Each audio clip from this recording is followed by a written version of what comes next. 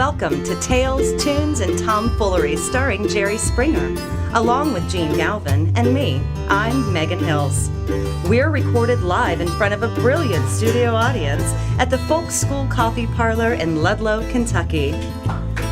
My daddy came home. Ladies and gentlemen, here he is, the one, the only, the spectacular Jerry Springer.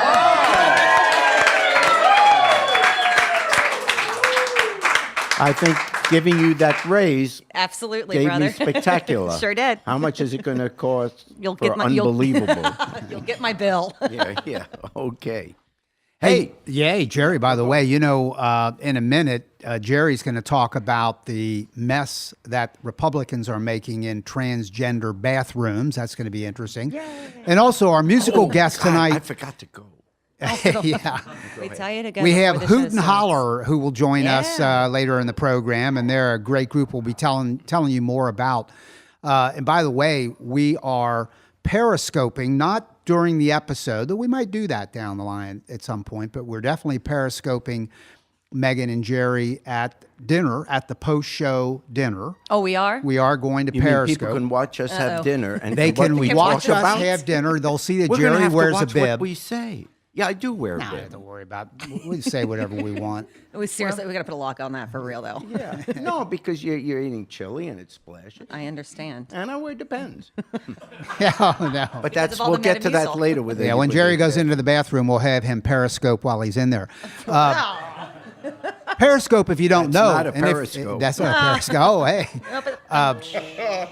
You don't have it. Oh, I just got that. This is a family. Oh, yeah. Periscope is an app that is attached to, owned by actually Twitter. So short of it is people can talk in real time and you can see them in real time doing whatever the hell they're doing. Yeah. So it's kind of interesting. That'll be cool. Hey, Jerry, I got to ask you something. You've been talking so much about all the people in the time you were mayor of Cincinnati, which wasn't that long, but you gave keys to the city to so many people. Right. And celebrities. And right. I'm So I wondering if could meet you've 'em. ever thought of having a reunion of all those people. Or you admit you did it just to meet those people. That's what I did it. Rattle off again. You did another episode. I Rattle gave off the kind of keys, people you Well, gave also keys because to. I wanted to meet them, but I also wanted them to bring their talent to Cincinnati, and we had concerts. So I gave one to Bob Dylan, to Linda Ronstadt, to Bruce Springsteen. Wow. Dolly Parton. These are big people. Yeah. It's very cool. Yeah. Do you know that Linda Ronstadt, she has, coincidentally, a nephew who lives in the city of Cincinnati, and he happens to know David Pruce of Ambient Studios, who does a lot of recording work and records a lot of artists, musicians. So I have talked to Michael Ronstadt and invited him. He has a band called Ronstadt Generations. Oh, cool. And it's called that because Linda Ronstadt's brother is in the band. Really? Along with Linda Ronstadt's nephew and her other nephew. So it's father, son, and a couple of other That's players. really cool. Yeah. So we've asked them to be on the podcast, and at a future episode, They politely Do I give declined. them a key? Yeah. I mean, Why don't we don't give you? them a key from Ludlow? Now that's an idea. We know. We'll talk to Now, Alicia. you are not. Let's be honest. You are not the duly sworn mayor of Ludlow, Kentucky. Let's don't get No, in but trouble. I've been sworn at. In You've been Ludlow, sworn Kentucky. at. Yeah, so that counts. But you could actually. in Ludlow. We should talk. We should talk to the mayor of Ludlow. See I know him and see if they have keys to the city. And we'll see if that key is bigger than the Cincinnati key. All of a Yeah. sudden, I'm sounding like Trump. Yeah, Like, right. it's bigger than yours. Yeah, that's right. That's right. Hey, I Small don't know. hand, small keys. Oh my God. I thought you were better than that. I was wrong. No, man. No, you didn't. You did not think I was better. No, than I you. did not. You You're never right. did. Well, I try to be better than that, and that's why I bring up my cousin Michael, who's shut just. up. Oh, get out of here. Oh, not Michael again. So Michael spent 21 years in a monastery. I heard, And yeah. left after 21 Were they allowed years. to talk in that monastery, Gene? No, most of the time, no. But If you my can't cousin. talk serious, and this is a serious question, are they really not allowed to talk at all ever? Or At is they all. like, can they talk on Well, Sundays? yeah, I or- mean, but what am I going to mean, act you like would I lose know? your- I don't really know, but I'm going to say no, never. They never talk. Not allowed to talk. What if you talk in your sleep? You're out. Well, don't. So But they're doing Just their the- service. They are talking to a higher power. Let's put it that way. Yes. My cousin Michael left after 21 years. He's not particularly happy. He's all full of turmoil. He's got a therapist. He's drinking a lot of beer. I had a beer with him the other night, and he told me finally, Jerry and Megan, why he quit. Why is that? Because I thought there were other Please reasons. tell us why. Why did he quit? I can't So- wait. So my cousin became a confidant of the head monk, like the top friar. And they did talk some in the work that they did. And they were in the vault. And in this vault, they had scrolls of all of the primary documents. If you ever studied history in college, a primary document is the document. thing, yeah. And then they had those in the vault, and then they would scribe them. Some monks would make other scrolls, copies, if you will, and pass them out throughout the world and over centuries. And they're in the vault, and the head monk, he hadn't been in charge of this duty for long, maybe a year. And he sort of grinned and pulled down and said, well, look at one of these. And he looked at one, he smiled, rolled it back up and put it up, rolled down another one, opened it up. And then my cousin said, he turned away, rubbed his eyes like to do a second take, looked back at it, and dropped it on the floor. Oh my gosh, what did it say? Fell to his knees and put his face in his hands. And my cousin ran over to him and he said, what's wrong? And he said, it says celebrate, not celibate. Hey, Gene. Man, you see what I'm saying? They left the R out when they scribed that. Pass that out over time. It's a difference between getting laid and making wooden benches or something. You know? Hey, Gene. What's red and bad for your teeth? What's red and bad for your teeth? I don't know. A brick. Oh, yeah, see? That's my okay joke. See, that's good That is material. good. I like that joke. No, it's great after riots. See, you had to turn it dark. I mean to make it light. Yes. It's light brick. I don't know. Oh, actually, you guys are telling jokes, and Mickey's getting upset because I'm doing all these jokes, about her cooking, and in our house we pray after the meal and all that kind of stuff. Right. But then lately we've been making up, and she's been, she's even at our age, she's getting. Are you referring to like having your intimate moments, as you once called it? Yeah, I mean, Oh, the other night she greeted me at the door in a negligee. Oh, yeah? Yeah, the problem was she was coming home. But She was in it was Cleveland. really, yeah, She was coming home from Cleveland. yeah. I said, "Where?" Yeah, so that was the only negative about it. Hey, we're headed for Cuba, and as we are, we're streaming live now. So if you're hearing this in an archive version, you can people always. listening? Here's how we do this: you go to our website. We have the schedule of when we are recording, and on that schedule, it's always at 7:30 Eastern time, typically a Tuesday, and then it's streamed live. You can listen to it live at jerryspringer.com, or you can go to any app on your cell phone that has podcasts. So a lot of people listen to these archived, meaning after they've happened, but we are leaving next week to go to Cuba on a people-to-people tour. Right. And while we're there, we will learn things, gather information, come back and do some podcast episodes giving our take on what's happening in Cuba. Better yet, this Nueva Trova movement is very cool, and it's the folk music movement of Cuba starting back after the revolution of 1959. And we are hopeful that we're going to meet some of those singers. Casey Campbell's going with us. He's going to perform some while we're down there, whether it's, sitting on the seawall in Havana or, at a smaller town that we visit on day trips. So we're really looking forward to this. And Megan, I have to tell you, because as a producer, I've made arrangements for accommodations. Oh, that's right. Yeah, I'm not going to name the hotel, but trust me when I tell you, Jerry Springer is staying in a hotel that when you see it, I've only seen pictures. Yeah. You're going to be like, WTF. I believe mean, that. it is left over probably before the revolution Yeah. from America, No, okay, Yeah, so and so specifically though, it's very nice. Jerry's staying there. Jerry and his lovely wife are staying there. Yeah. Where are we staying? We're staying with normal people. Oh. Megan. Okay. We're staying Like not you there. would stay there. We are not staying there. We're not staying there. No. So there's And, you know- so the class is preserved. That's good. The Yeah. rank and class are preserved. Well, it's in my contract that It's in the business plan? Yeah. Hey, get your own show. That's right. Then you Fair get enough. a nice hotel. Yeah, And- no, because yes, I wanted to stay at a nice place. And it's actually Yeah. very, it looks to be It, very it looks beautiful. beautiful. You've Yeah. seen pictures of it too, Yes, right? I really like it. Yeah. Yeah. It looks That's very really cool. You know that Castro, not a, It's doing pretty good down there. isn't it? done some good things. That's some good things for No. some of you guys. We have to be careful what we say when we're there.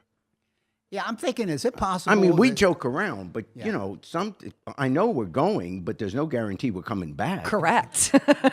Why don't they let you get a round trip ticket? It's only one way in. Wonder if we should not like. We not- should ask We have for a a- guide, but maybe we should like not say anything. What do we know about this guide? That's also Well, true. actually, I have that. This guide is real good. Oh. I think you're going to like the backstory on. As you're in the Center next for cell Human from me, Studies. you remind me of how No, good. this is- No, she is good. This is very. yeah. is very good So stuff. it's our and, cultural exchange. This is huh? a cultural exchange. This Yep. is what it's pathetic that they're using me as part of the cultural It's so exchange. I know. They're going to want to stay communist. Right. It's absolutely they will. If I'm an If this is the example, option. if I'm an example of capitalism, good Lord, who Get would it out. want it? yeah. So true. I'm telling you, and I've said this on several occasions, that with all the joking about my show has saved the American taxpayer a lot of tax money. Because when other countries see my show, they no longer want to take us over. There you go. So we, Yeah, so we're good. we saved defense dollars. Now, you know, it's unbelievable how There's much no- I've saved our country. Yeah. And Megan, we're getting deluged with people who would like to date Megan. Okay. You know, if you go to In you go to- Cuba? well, that's what I wanted to ask. So I talked to a guy today. I vetted him. I did the. You're so good at the vetting process. You truly are. I did the pre vet Is he before he married? comes in. Well, I didn't ask that question. Darn I it. didn't. Well, what- I didn't think to ask that. You are a horrible vetter. You truly I mean, he seems like a nice guy. Oh yeah, yeah. A lot of married guys are nice. Yeah. What are the qualifications, Gene? What are the checks that you're going through in your All right, vetting step process? one. Is he breathing, or at least recently? Thank you. Yeah, that's one. Step one is they have to go to the website. Explain to everybody this is for a date with Megan. Okay, at Someone who just tuned in. jerryspringer.com, there is a sidebar that says, would I you wish like to this date were a Megan? lie. I wish this wasn't true. We're no, trying to this is fix true. Megan up. Oh, this is true. It's so true. And so you click there, and then you fill out a form, and you send it in. So that's primarily the only thing you have to Right, do. that's it. If you can type your You can name in, type. click, click, click. So here's the truth. You understand here's the absolute fields. truth about this. This is really sad because, like, I date. I'm out there. I'm on, dating sites, not Tinder, but on other dating sites. But, you Or share. Northrinder. Northrinder. But you share, eventually you share last name. Well, the first thing that you do is you Google somebody, right? So they Google me, and this is what pops up. And the first thing that they see is a banner that says, "Who wants to date Megan?" And they're going, Is that What true? the hell is this? Yes. Is that true? And then I have to tell them I about love this that. podcast. I didn't know that was going to happen. Oh, it's the very first thing that pops up. It's like pictures of the website and then the big "Who Wants to Date Megan" banner, and they're That's like, "Who wonderful. is this chick? What That's is this wonderful. all about?" How'd that happen? I don't know, Gene. Did we pay to make that happen? Maybe we did. We might have David, paid. what do you know about this? I don't know anything about Well, it. how's it going? It's not going well. You do what with what? With Yeah. What? Okay, so that's what you do. So you fill out the form, you send it in, and then we go into really heavy vetting. We really go to work to kind of dig in and find out. Oh, we've got some side.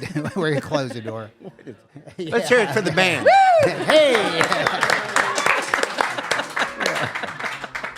Well, there is one other thing about this, Megan. When we go to Cuba, I have to admit, I took a little bit of the podcast budget money and I bought some billboards in Cuba. Would you like to date Megan? Go to jerryspringer.com. But But we seriously, put it in Spanish. Well, that's great. Thanks, guys. We I don't tell you speak what. Spanish that well, so I'm not sure what the What the hell billboard it says. says. but Exactly. it's just Yeah. something about Megan. I Something don't know. about sister. What? About what? Let that just About let your it go. sister. Oh, no, Jerry. No, would you like to date my sister? And then drop it right there. We're not going to do that. That's not an okay I sure joke. did. Enjoy it. It went off the rails quickly. Hey, Jerry, Yeah, what? I'd like to ask you something. Oh, no. Okay. I think I know the answer to this. I think it's a resounding no, but it's just one of these things you got to ask every now and then. Have you ever been locked up in jail? Have you ever been to jail? Yes, You're kidding me. For real? The answer is yes. I've been in jail. Arrested Behind and lock- in jail. Well, not really arrested. Escorted into the cell. Yeah, but it was, well, here's what happened. I was on city council.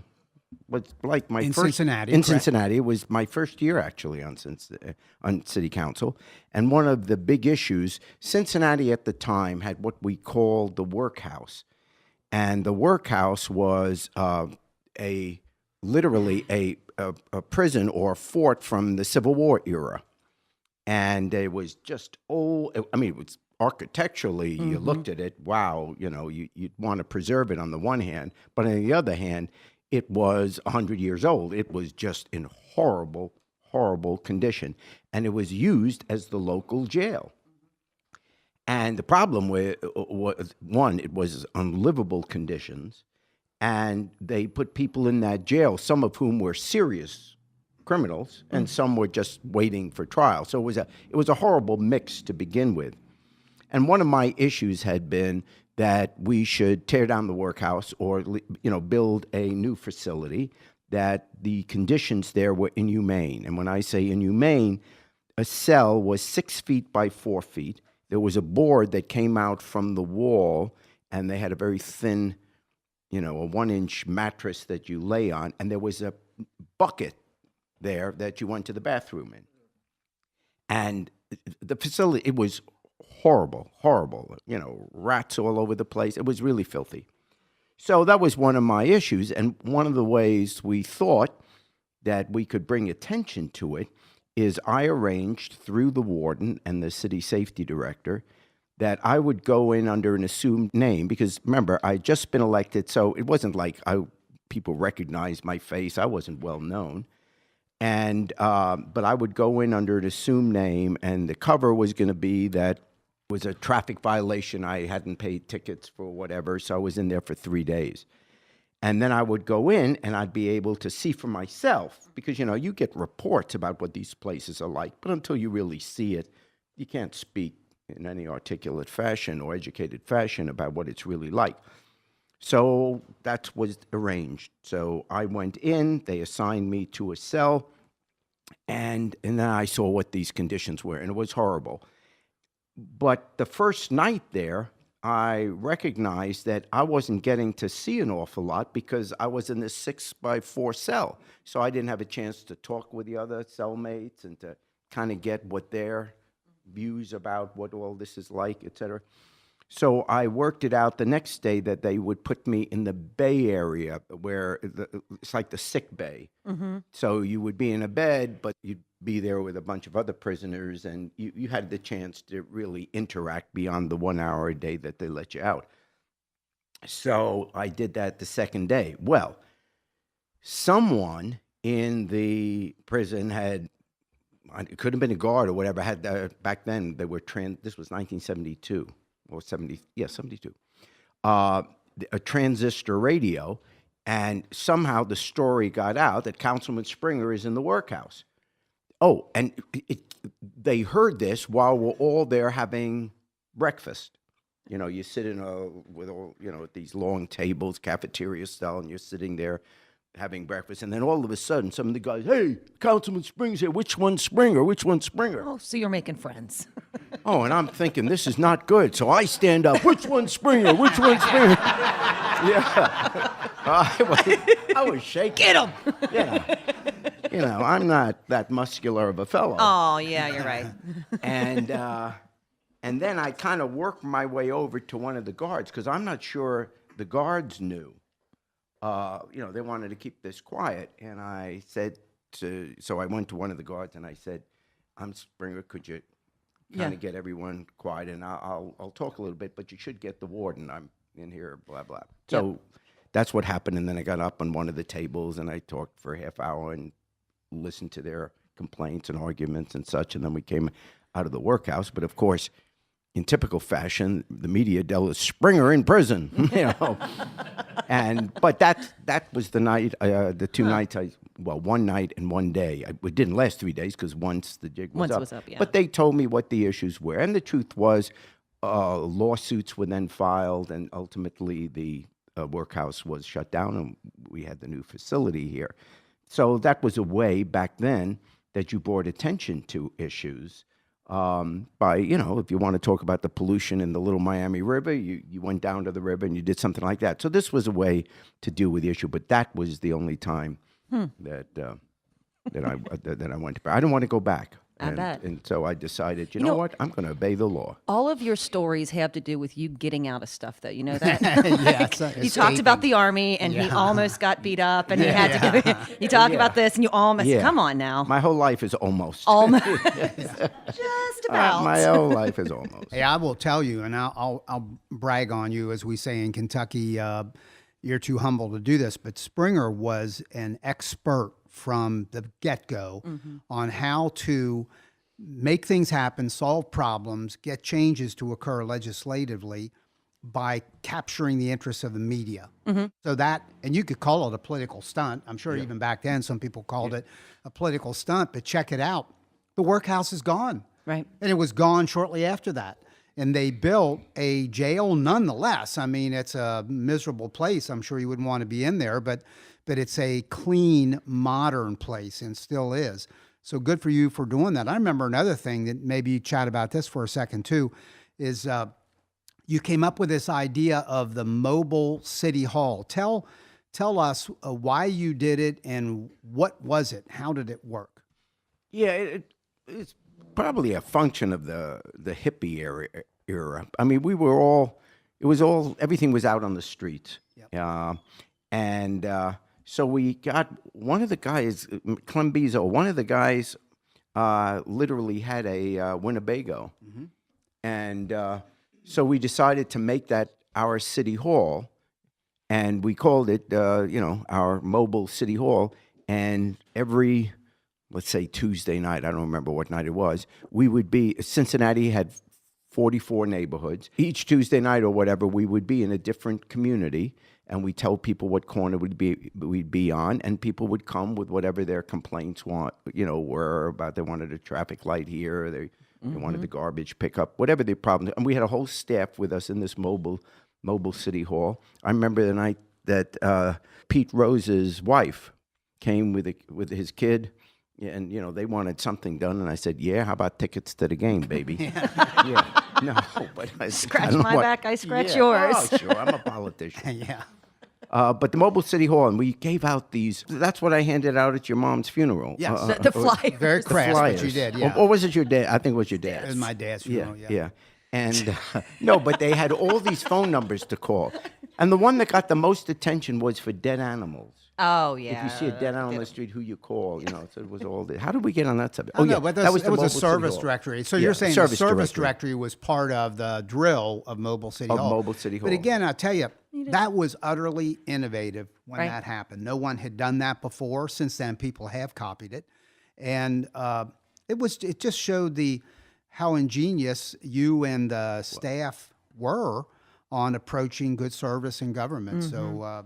Well, I'm willing to take the risks, because I think if a lot of people have like those ideas, I want to get out, I want to, you want to get to the people, quote unquote, but to actually get out and do it and make a difference. It was fun. We were 20, I was 26, 28. That's right. I mean, you're a young kid. It's just fun honestly, sure, you wanted to do good, but I got to tell you, it's the best job. I've said this a million times in interviews.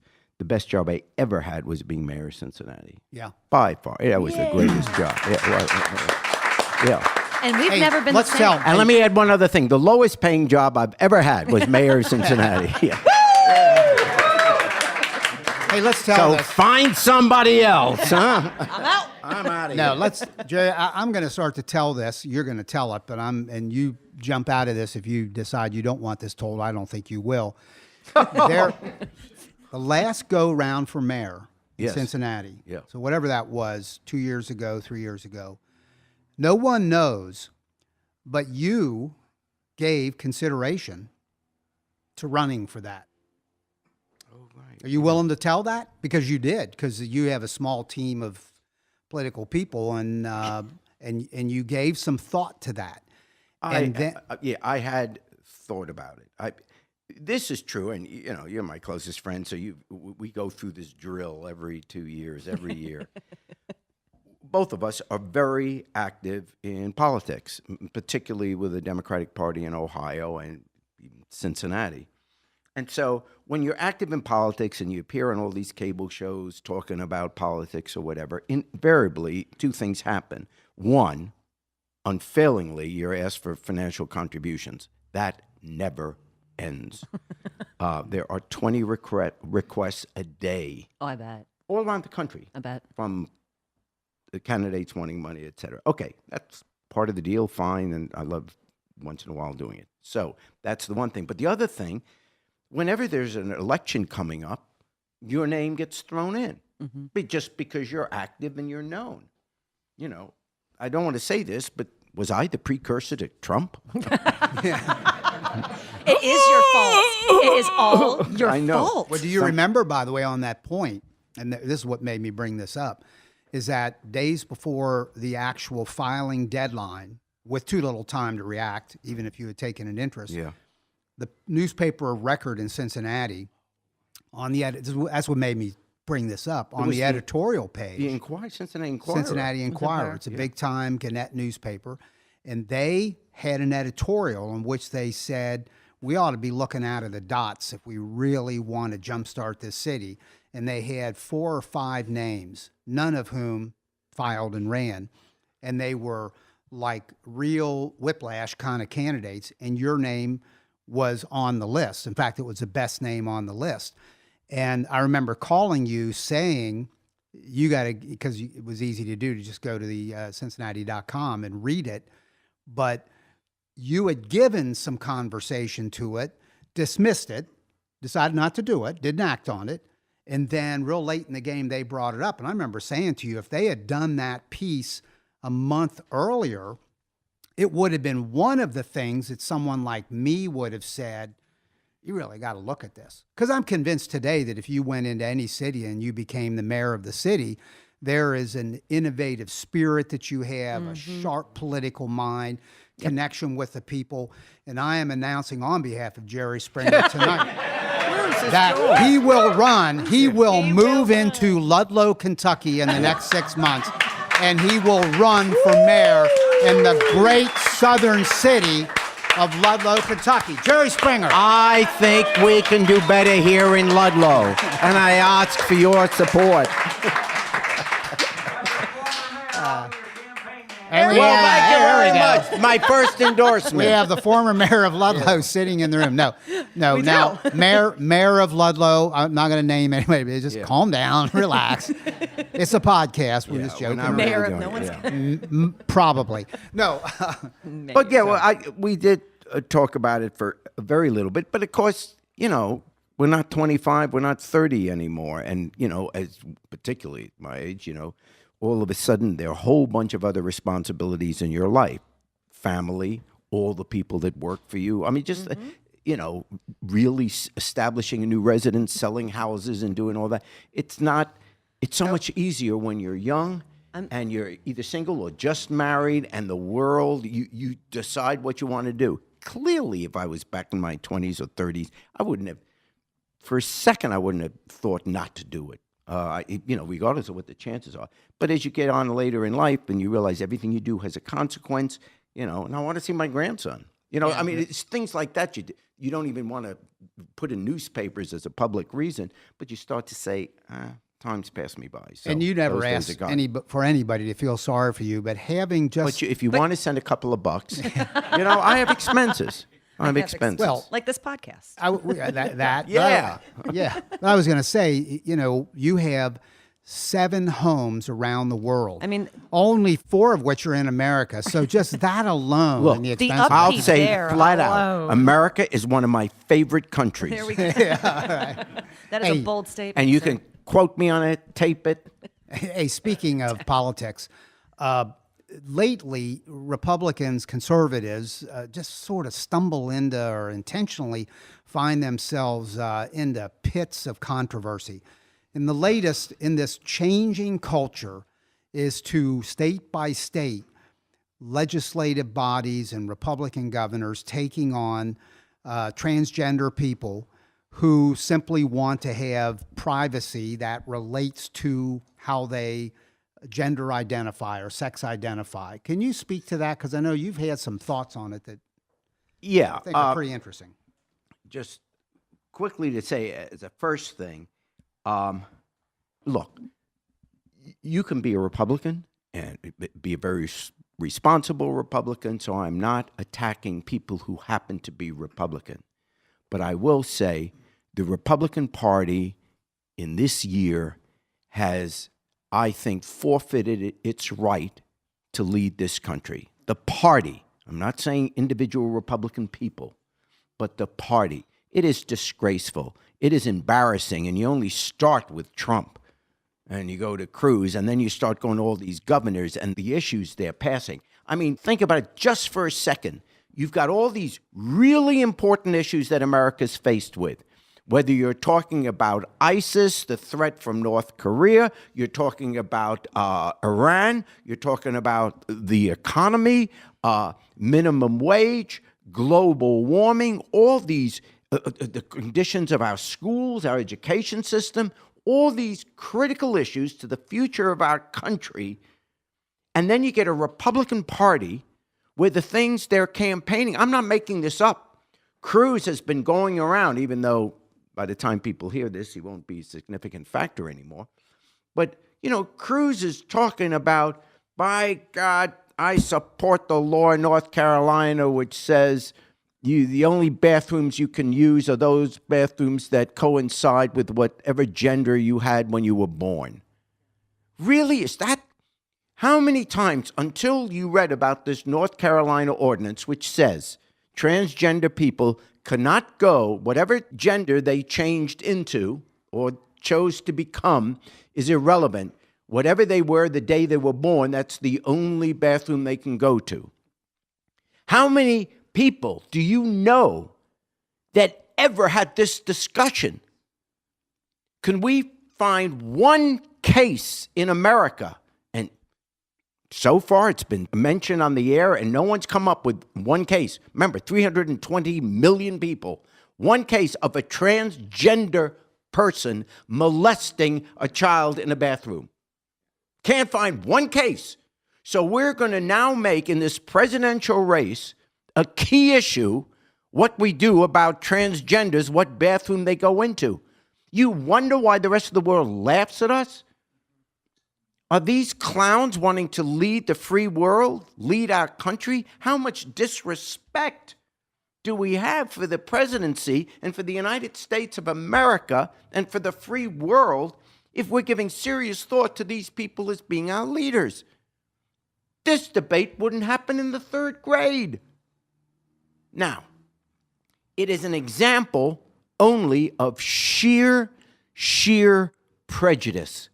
There's no other issue involved here other than prejudice. We're not talking about public safety. We're not talking about statistics show. We're not talking about pedophilia. None of this stuff. And how does this all work? First of all, I don't understand even the practical consequences of such a law. North Carolina passes a law, which the governor signs, which says, as I said, you can only go to a bathroom that coincides with whatever gender you had on your birth certificate when you were born. So, let's say you were born a man and you now became a woman. So you want to go into the woman's bathroom. Well, I'll be honest, I haven't been in women's bathrooms. But what my wife tells me is all they have in the women's bathroom are stalls. So if you were a man at birth and now you're a woman, what do you worry about? You're in a private stall. Don't bother looking. Now let's say it's reverse. You were born a woman and you decided you really felt inside that you were a man. So you became a man. Well, you're either a pre-op transsexual or post-op. Pre-op means you live as a woman, you dress as a woman, you might already have breasts, but you haven't yet had the surgery down below. Well, if you're still a woman below your waist, you can't go to a urinal anyway. So you're going to wind up in the stall. Once again, the privacy of the stall. So therefore, no one has to feel embarrassed, okay? So that's not an issue. Now, what about this? Well, if you have someone who was born a man, even though they became a woman, what if there's a little girl in the ladies' room?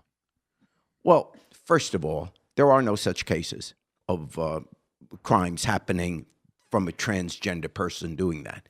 But secondly, if that's your concern, then what about if there's a gay man who's a pedophilia? How do I know when I go to the bathroom, there's not some guy that's going to be, well, no one would be turned on by me, but it's true. That there's a guy going into the bathroom. In other words, if you worry, are we now saying children are not permitted in adult bathrooms because the adult in that bathroom, in the woman's bathroom, the adult might be a lesbian who wants to attack a little girl, or in the men's room, it could be a gay guy who wants to attack a little boy.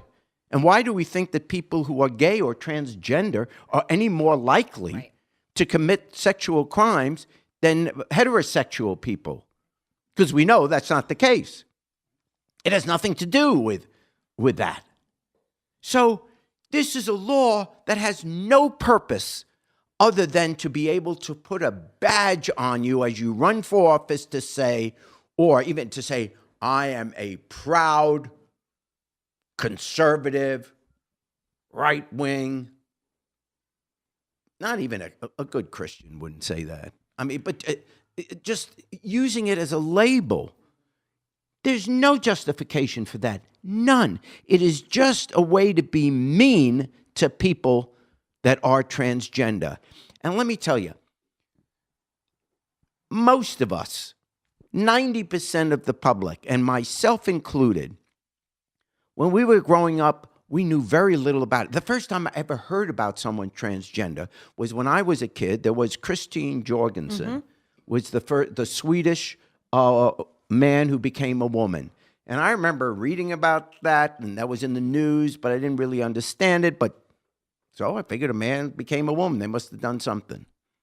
Here's the part which we don't understand. And as soon as we don't understand something, we should protect ourselves from becoming prejudiced because we have to admit we don't understand it. I oftentimes have people on my show. We have a lot of transgender people on the show. And I often ask them, let's say it's a guy who decides to become a woman. And I had one case that I remember. It was a 45-year-old married man. They had 3 children. And one day he comes home and he tells his wife, I can't go on with this anymore.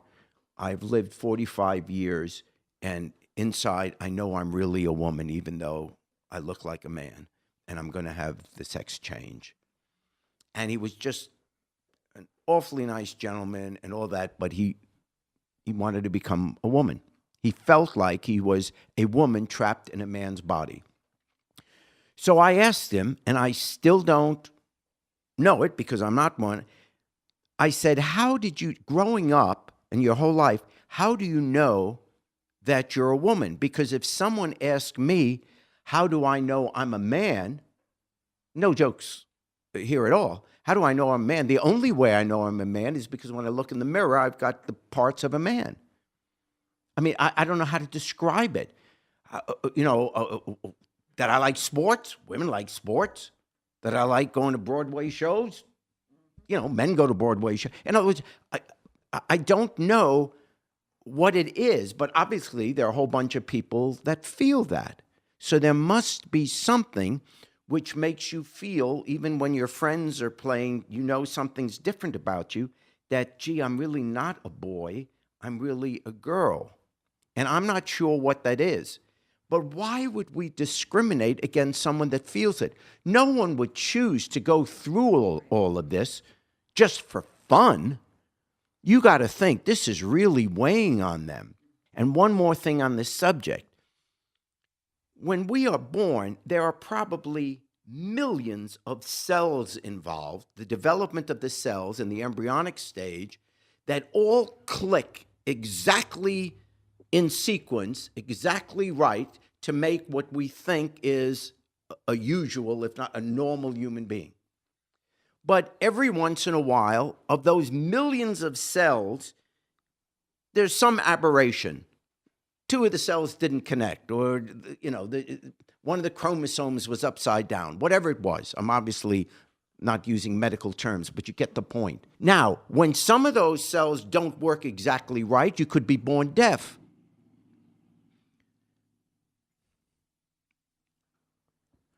You could be born blind. You could have any one of these aberrations, and we never make fun of these people.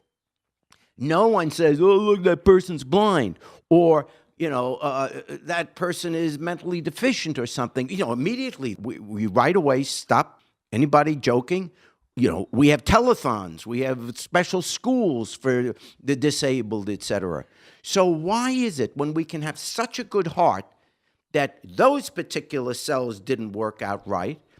Why is it when the cells that don't work out just right are the ones that have to do with gender? Why is that okay to be prejudiced against the person that had that fact at birth? It's just indecent. This North Carolina law is indecent. There's no justification for it. Someone who thinks that way is just being mean.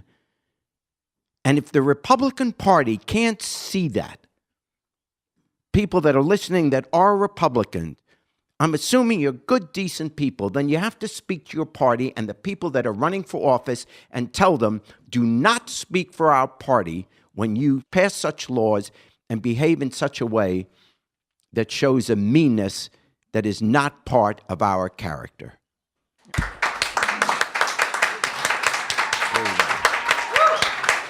Yeah.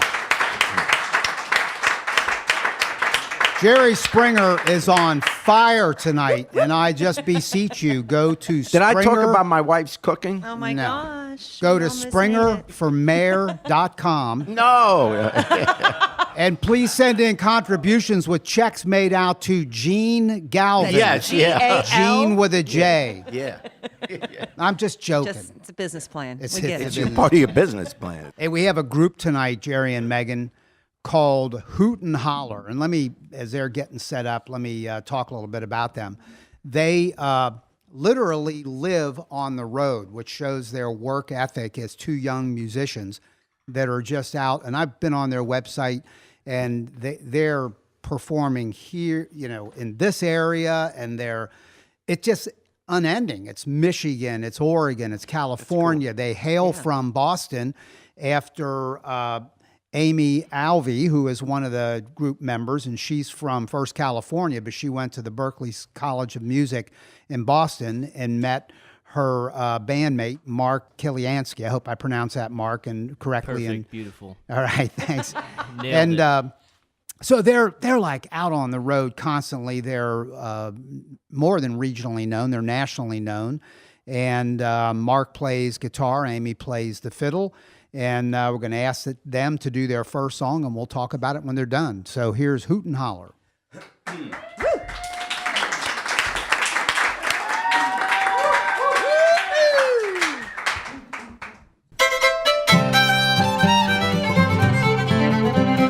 Driving down 395,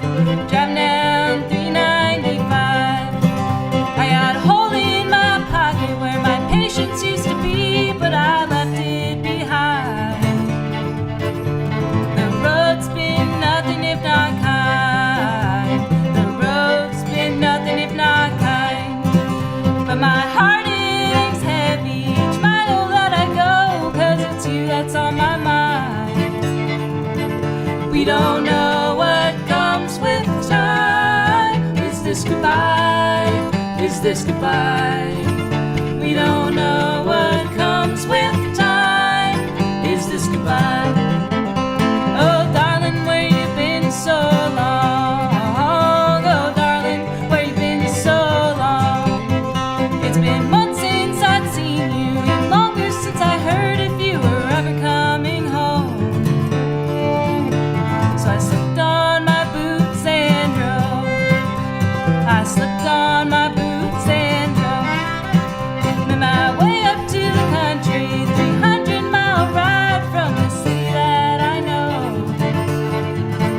We don't know what comes with time. Is this goodbye? Is this goodbye? We don't know what comes with time. Is this goodbye?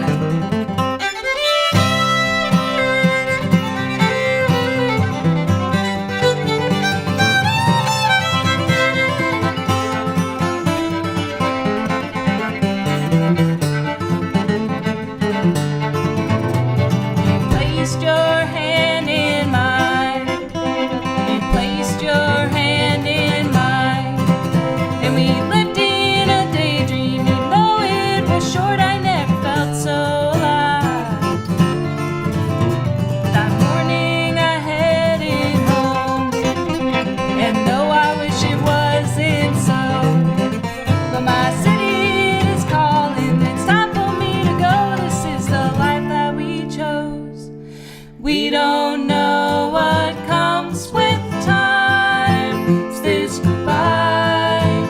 Is this goodbye? We don't know what comes with time. Is this goodbye? We don't know what comes with time. Is this goodbye? Is this goodbye? We don't know what comes with time. Is this goodbye?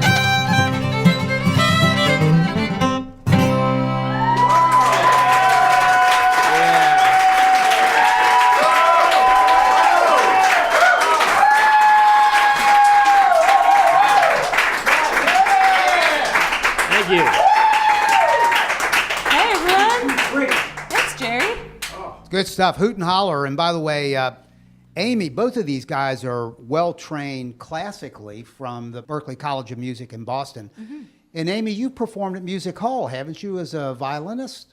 Well, I performed at Carnegie Hall. Or Carnegie Hall, I meant to say. Yeah, back in high school, my high school did a competition there. So yeah, that was probably one of the greatest moments ever, and we're also I can imagine. Yeah. really looking forward to opening up for Ricky Skaggs next weekend at the Ludlow Garage. Wow. So. Nice. Oh, yeah. Nice. Oh. Hero of mine, for sure. Yeah, good for you. And I know, Mark, you were telling me the other day here at the Folk School Coffee Parlor that you do some farming in Montana, correct? Yeah, I had a little break from tour, so I took a month to go to Bozeman, Montana, and work on a farm. And it was my first time doing any extended work on a farm, and it was great, man. Being outside, using your body, being around animals and growing stuff. Yeah, and totally there's different nothing better. from playing music in clubs and coffee shops. Very different. You got to wake up real early. Yeah, right. Yeah. That is real different. Which I got used to, thankfully. And by the way, you could hear their music at hootandhollermusic.com. And would you guys do us a second song? Yeah. Oh, we sure would. All right. This one is not on the website, but it's a new one that Mark wrote. It's called The Blue Sky Ain't No Friend of Mine. I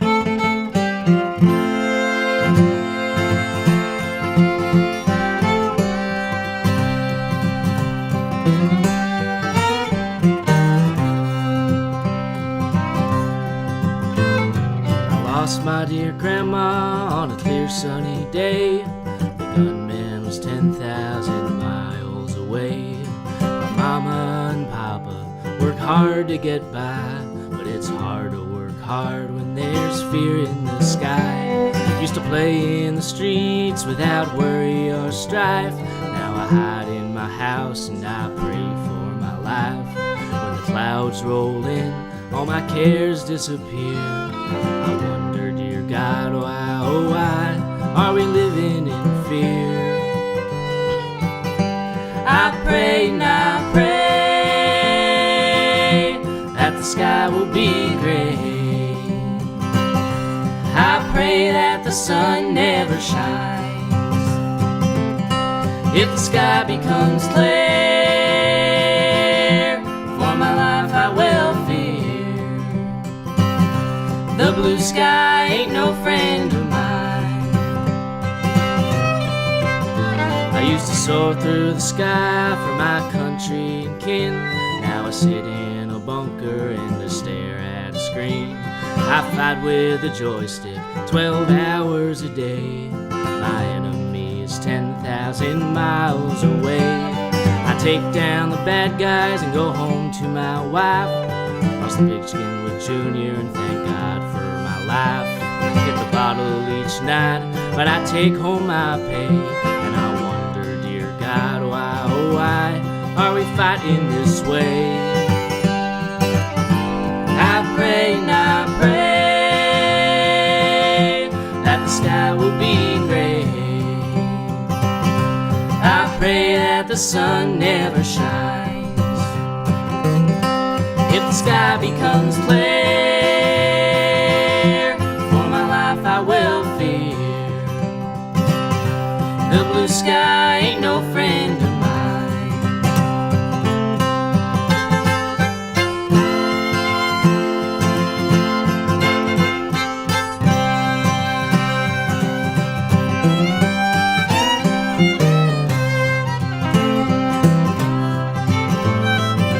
To the airport to go back to my hometown. Bought an $8 coffee and I sat myself down. I looked at the TV.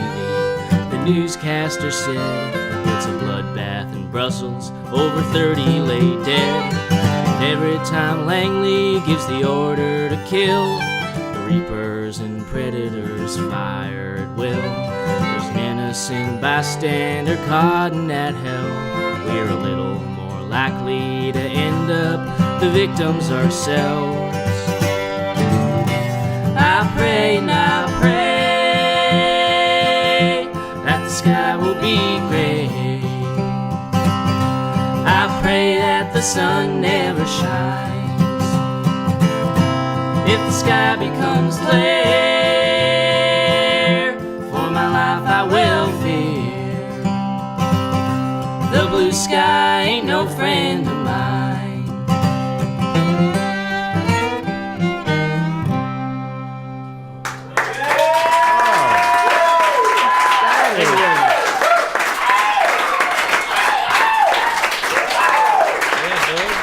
That's Mark Killian. I got Amy Albee.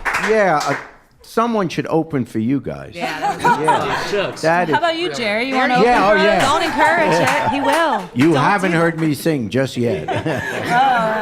Can't By the wait. way, one of Amy's passions is rock climbing That's right. and technical climbing. And I was sitting here listening to you singing and thinking, man, it'd be so cool if we could get Jerry Springer down into the Red River Gorge and have you get him hanging off some rock face down there. Hey, anytime, Jerry. Why don't you just shoot me in the face? Or hit him with that red brick, right? Right with red Yeah, bread. where's that red brick? What's Yeah. the point? Yeah, actually, this past month while Mark was in Montana, my friend Maria Corelli, who works here at the Folk School Maria. Coffee Parlor, we did a tour from Yosemite to the Red River Gorge where we were climbing and playing shows along the way. So we just got What off a that. great idea. I got to So tell you, because cool. I was following it on Facebook because Yeah. I'm a Facebook friend with Maria. Oh, awesome. And I thought, man, that is just an amazing modern thing to do of just chase your passion of rock climbing and just playing gigs all along the way. To, Love it. You know, I think that's just a great thing. I just can't relate to climbing. I mean, We know. I'm the only guy that got, literally one day I got stuck on an escalator Shut up. for 3 hours. On an escalator? Because you had You to had to climb walk up. up So I the just stairs. stood So there. I just stood there. Stood Oh there for 3 hours. They finally came Like to a get dope. me. Well, Hoot and Holler, maybe you can rescue us from this and Thank you. and take us out on Yeah. Irene Goodnight. Yeah. Here we go. And Jerry Springer's going to do the second verse.